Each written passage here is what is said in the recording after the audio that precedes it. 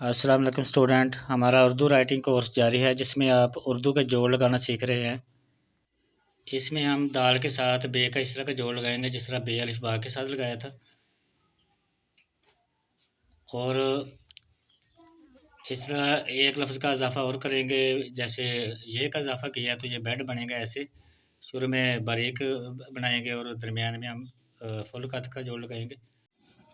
इसी तरह अगर चार लफ्ज़ मिल जाएँ तो शुरू में फुल कत आ जाएगा, इसके आगे बारीक, फिर फुल कत।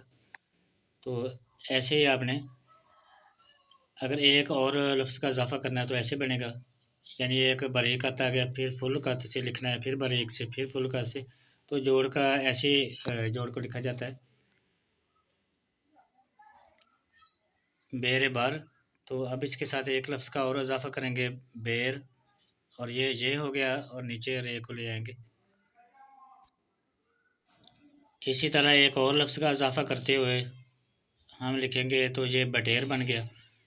तो इस तरह लफ्ज़ों के जोड़ लगाए जाते हैं कि शुरू में वो फुल कत आ गया, तो ऐसे ही हम एक लफ्ज़ का और इजाफ़ा करेंगे तो शुरू में बारीक कत आ जाएगा। ये बटेर को वैसे ही लिखना है लेकिन शुरू में बारीक कत लगा देना है। जैसे टेलर्स वगैरह भी लिख सकते हैं, टेंडर लिख सकते हैं।